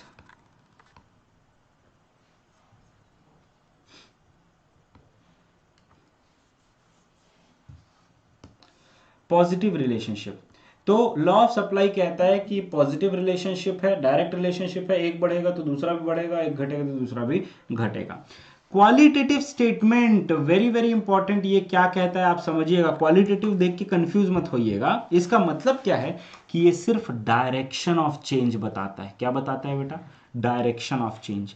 मैग्नीट्यूड ऑफ चेंज ये नहीं बताता है। सर ये क्या बात है? अभी ध्यान समझ। लॉ ऑफ सप्लाई ये तो बता देता है कि अगर प्राइस बढ़ेगा तो सप्लाई भी बढ़ेगी और प्राइस घटेगा तो सप्लाई भी घटेगी, लेकिन वो ये नहीं बताता है कि कितना प्राइस बढ़ने की वजह से सप्लाई में कितने का चेंज आ रहा है। मतलब रेट नहीं बताता है, मैग्नीट्यूड नहीं बताता है कि भैया 10% से सप्लाई बढ़ रही है तो 50% से 10% से प्राइस बढ़ रहा है तो 50% से सप्लाई बढ़ जाएगी। ऐसा कोई रेट नहीं बताता है, ऐसा कोई मैग्नीट्यूड नहीं बताता है, इसलिए इसको हम लोग क्वालिटेटिव स्टेटमेंट कहते हैं। तीसरा है वन साइडेड लॉ।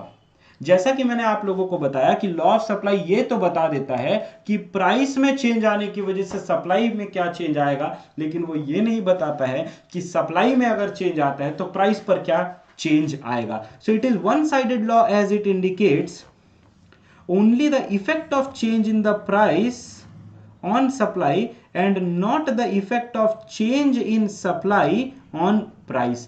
इसको साधारण भाषा में अगर मैं आपको समझाऊं तो ये बताता है, ध्यान से सुनिएगा, तो ये तो बता, लॉ ऑफ सप्लाई ये तो बताता है कि अगर प्राइस बढ़ेगा तो सप्लाई बढ़ेगी, लेकिन सप्लाई अगर बढ़ता है तो आपको पता है कि प्राइस कम हो जाएगा। यस और नो? तो ये वन साइडेड लॉ है। क्या?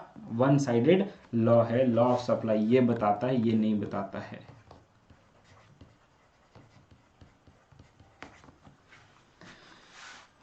क्लियर है यहां तक सबको? तो आगे बढ़ते हैं।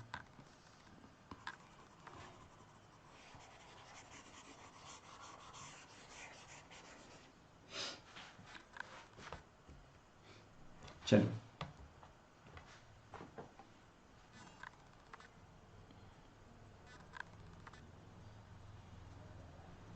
यस गुज्जर, आप बिल्कुल सही बोल रहे हो बेटा।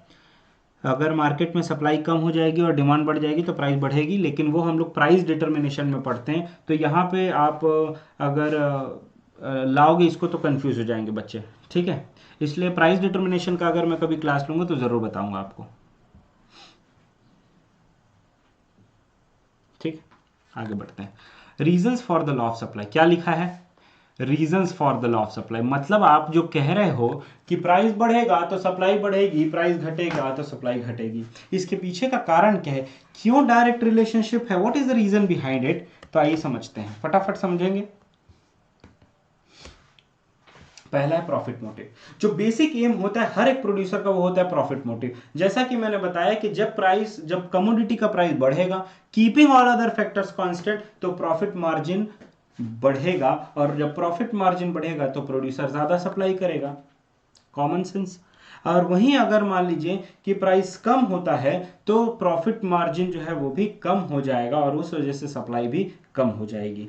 ठीक, अगला change in the number of firms. Obvious सी बात है कि अगर ध्यान से सुनना इसको, मार्केट में किसी पर्टिकुलर कमोडिटी का प्राइस बढ़ते जा रहा है, बढ़ते जा रहा है, बढ़ते जा रहा है, तो दूसरे प्रोड्यूसर सोचेंगे कि वाह यार, इसमें तो कॉस्टिंग कम लग रही है लेकिन प्राइस इसका लगातार बढ़ते जा रहा है, तो क्यों ना मार्केट में एंटर किया जाए। और जैसे ही बहुत सारे फर्म्स मार्केट में एंटर करेंगे तो उनको ज़्यादा प्रॉफिट होने लगेगा और मार्केट में सप्लाई बढ़ जाएगी। इसका बेस्ट एग्जाम्पल मैं आपको कोचिंग इंस्टीट्यूट का ही देता हूँ।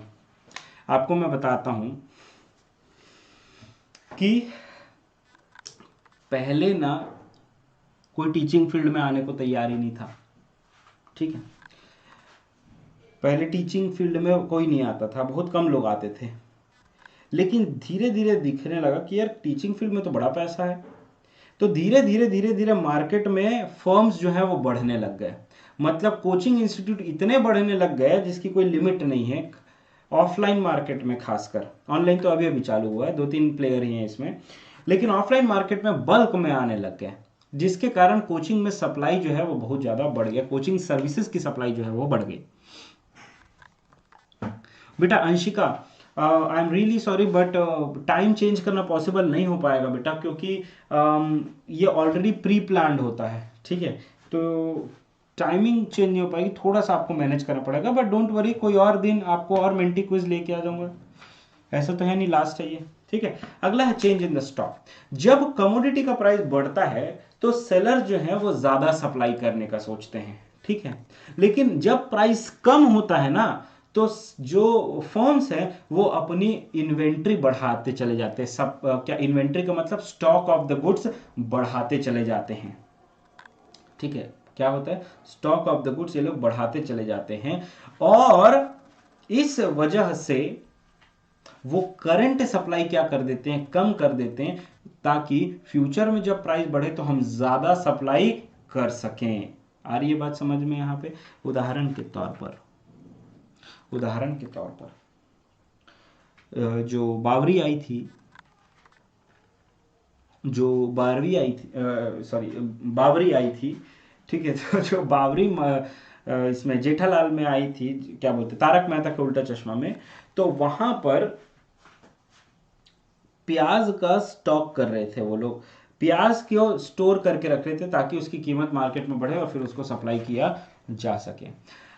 अगला है exceptions to the law of supply. Exceptions to the law of supply का मतलब क्या होता है कि लॉ ऑफ सप्लाई ये कहता है that there is a direct relationship between the price of the given commodity and the quantity supplied, and there is an, ठीक है, और अगर मैं एक्सेप्शन की बात करूं तो उसका मतलब क्या होगा, that there is an inverse relationship. आ रही है बात समझ में, तो ध्यान से समझना। प्राइस बढ़ा, सप्लाई बढ़ेगी, प्राइस घटेगा, सप्लाई घटेगी, लेकिन कुछ ऐसे केसेस होते हैं, ध्यान से, लेकिन कुछ ऐसे केसेस होते हैं जिसमें प्राइस बढ़ने के बावजूद सप्लाई नहीं बढ़ती है, जिसमें प्राइस घटने के बावजूद सप्लाई नहीं घटती है। एक एग्जांपल इसका देता हूँ, बड़ा इंटरेस्टिंग फैक्टर्स हैं इसमें। सबसे पहले जो कॉमन फैक्टर है उसकी बात मैं कर लेता हूँ, that is future expectations related to price. देखो, अगर सेलर को लग रहा है ना कि फ्यूचर में प्राइस बढ़ने वाला है, तो वो करंट सप्लाई क्या कर देगा, कम कर देगा।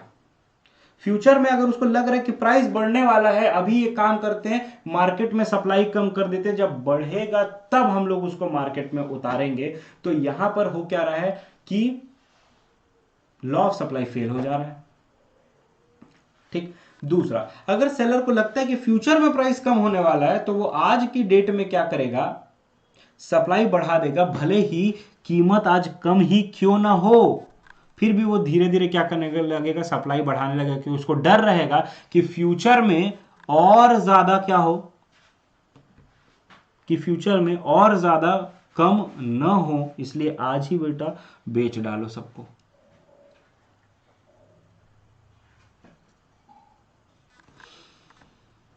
अगला, एग्रीकल्चरल एंड पेरिशेबल गुड्स। क्या? Agricultural and perishable goods. अभी इसको बहुत ध्यान से समझिएगा। एग्रीकल्चरल गुड्स और पेरिशेबल गुड्स में कैसे एक्सेप्शन है लॉ ऑफ सप्लाई का। तो अगर मैं बात करूं एग्रीकल्चरल गुड्स की, तो देखो एग्रीकल्चरल जो प्रोडक्शन होता है ना, वो क्लाइमेट के ऊपर निर्भर करता है। ऐसा नहीं है कि जब मर्जी चाहे आप चावल धान उगा दो, जब मर्जी चाहे गेहूं उगा दो, जब मर्जी चाहे दाल, नहीं। यहां पर क्या होता है कि एक सीजन होता है, क्लाइमेटिक कंडीशंस होते हैं, उन्हीं क्लाइमेटिक कंडीशंस पर वो प्रोडक्शन होगा। तो अगर मान लीजिए कि मार्केट में किसी पर्टिकुलर क्रॉप का या किसी पर्टिकुलर एग्रीकल्चर प्रोड्यूस का प्राइस ज्यादा भी है, तब भी हम उसकी सप्लाई बढ़ा नहीं सकते हैं, क्योंकि उसको प्रोड्यूस होने में एक स्पेसिफिक सीजन चाहिए, क्लाइमेट चाहिए, कंडीशन चाहिए, प्लस उतना टाइम पीरियड चाहिए।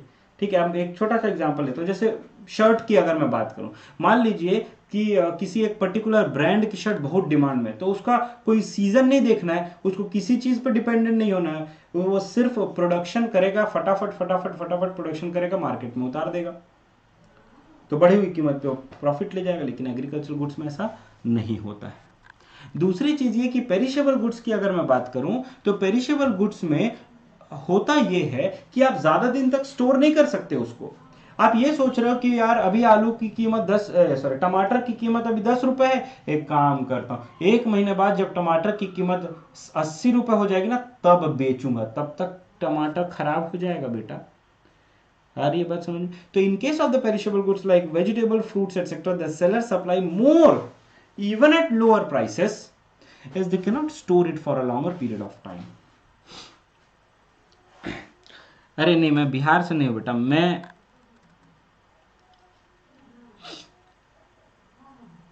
अच्छा सड़ जाएगी, यस बिल्कुल, ओके।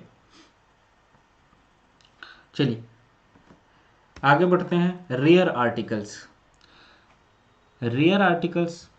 अब मुझे एक बात बताओ, किसी एक पेंटर ने मोनालिसा की पेंटिंग बना दी, ठीक है, आर्टिस्टिक नेचर का है ये गुड्स, ठीक है, और वो मान लीजिए निपट गया। अब वो पेंटर जो है भाई, उसी की पेंटिंग जो है वो मार्केट में बिक रही है, ठीक है। अब क्या प्राइस बढ़ने पर उसकी सप्लाई बढ़ाई जा सकती है क्या? भाई मोनालिसा की पेंटिंग तो बड़ी रेयर आर्टिकल में आता है, ठीक है, आर्टिस्टिक आर्टिकल है, ठीक है, तो उस केस में उसका प्राइस बढ़ने के बावजूद उसका सप्लाई बढ़ाया नहीं जा सकता है, ठीक है। So rare artistical and precious articles are also outside the scope of the law of supply. The painting of Mona Lisa is artistic and hence its supply can not be increase even at higher prices. Unique है। चलिए objective questions कर लेते हैं। So guys questions कुछ और कर लेते हैं।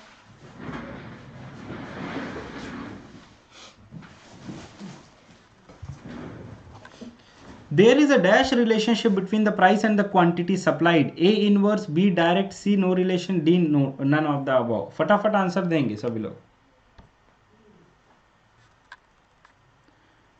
अरे नहीं बेटा, मैं एक एग्जांपल दे रहा हूं गुज्जर, मैं एक एग्जांपल दे रहा हूं बेटा। I am just giving you N example of it, कि कोई भी ऐसा पेंटिंग हो जिसको कुछ खास व्यक्ति ने बनाया हो, ठीक है, और फिर वो निपट गया हो, उस केस में तो रेयर है ना, रेयर आर्टिकल। बी ऑप्शन बहुत ही बढ़िया, correct answer is B, that is direct relationship. अगला प्रश्न ये रहा आपके स्क्रीन पर, which of the curve is comparatively flatter. अब आपको सोचना है कि बताइए कौन सा कर्व ज्यादा फ्लैटर होता है, इंडिविजुअल सप्लाई कर्व या मार्केट सप्लाई कर्व।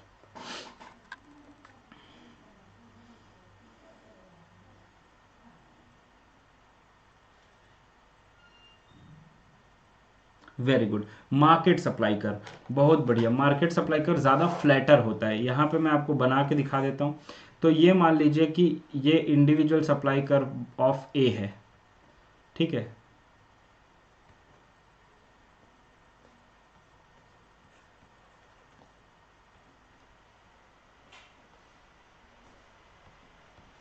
ये individual supply curve of A है, ये individual supply curve of B है, और ये individual supply curve of sorry ये मार्केट सप्लाई कर्व होगा। तो यहाँ पर देखो कि ये क्या है, इंडिविजुअल सप्लाई ऑफ ए, ये है इंडिविजुअल सप्लाई ऑफ बी, और ये है market supply of A B. तो यहाँ पे ऑब्वियसली बात है ये ज़्यादा फ्लैटर होगा। कल मैं थोड़ी देर पहले मैं आपको इसका डायग्राम बनाया था, यस और नो। तो ज़्यादा फ्लैटर कौन सा होगा, मार्केट सप्लाई कर्व। अगला, सोच समझ के उत्तर दीजिएगा क्या लिखा हुआ है। अगर कॉस्ट ऑफ प्रोडक्शन इंक्रीज हो, अच्छा इसका तो आंसर चलो ठीक है, फिर भी कॉस्ट ऑफ प्रोडक्शन अगर इंक्रीज होगा तो प्रोड्यूसर क्या करेगा, सप्लाई बढ़ा देगा, कोई चेंज नहीं करेगा, कम कर देगा, कुछ नहीं। Yes, A B C D.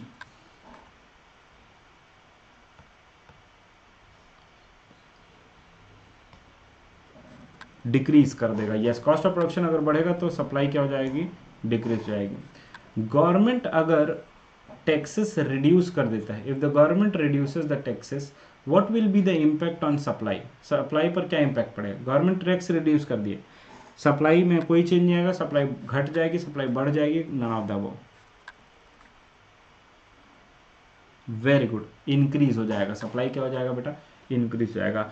तो मैं बहुत ज़्यादा खुश हूँ कि जो मैंने ये 1.5 घंटे का जो सेशन लिया आप लोगों के लिए वो सफल हो गया। आप लोग सभी क्वेश्चन के आंसर करेक्ट दे रहे हो। Very happy, I am very very happy guys. If the number of firms in the market reduces, then the market supply will increase, decrease, no change, none of the above. Number of firms market में reduce हो जा रहे हैं,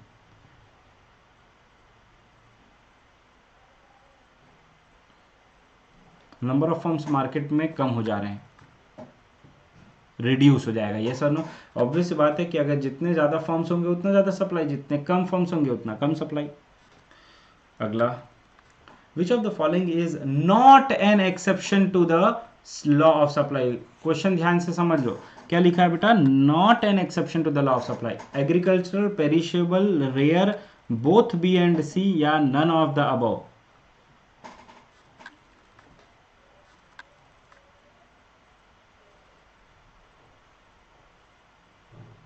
not, no, गलत जवाब।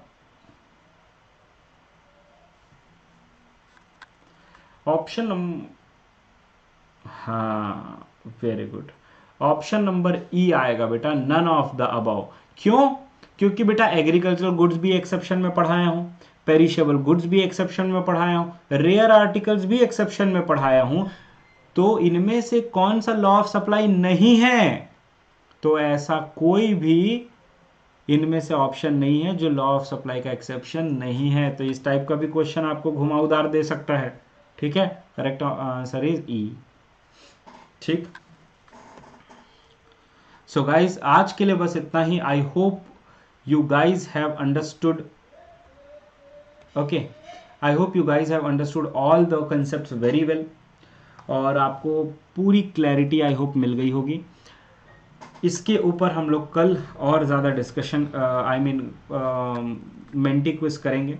Menti quiz के पहले हो सकता है कि थोड़ा सा मैं इसके बारे में आप लोगों को बता दूं। खैर ये वाला आप कर चुके हो ऑलरेडी, ठीक है। अगर आप लोगों को इसका पूरा रिवीजन और देखना है, आगे की भी टॉपिक्स देखने हैं, तो आप ज़रूर ज़रूर ज़रूर मेरा स्पेशल क्लास जो कि फ्री ऑफ कॉस्ट था उसमें भी मैंने ये पढ़ाया है, आप लोग प्लीज़ उसको देखिएगा। और गाइज आप लोग मेरा टेलीग्राम ग्रुप ज्वाइन कर लीजिए। I request all of you to join my Telegram group so that you can get the notification of classes.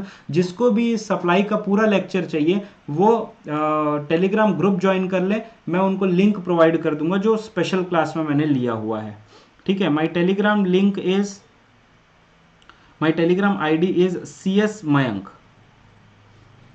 Okay, तो मेरा टेलीग्राम आईडी है CS मयंक। और अगर आपको मेरे टेलीग्राम ग्रुप के साथ जुड़ना है तो आप लोग डिस्क्रिप्शन बॉक्स में जाके मेरे टेलीग्राम ग्रुप के साथ जुड़ सकते हो। टेलीग्राम ग्रुप का डिटेल आपको दिया हुआ है नीचे।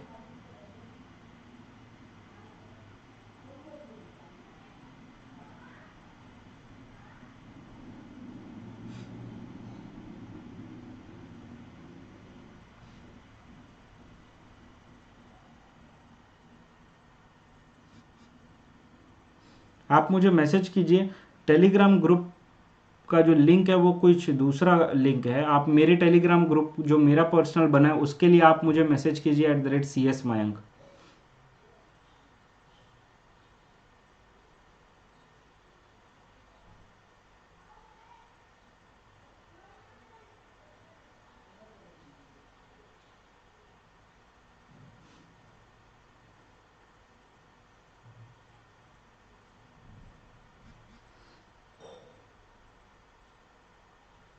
ओके, चलिए मैं स्ट्रीमिंग ऑफ कर रहा हूँ। ओके, सो कोई भी डाउट हो आप मुझे मैसेज कर सकते हैं @CS Mayank. Yes Anshika. Okay, bye bye, thank you.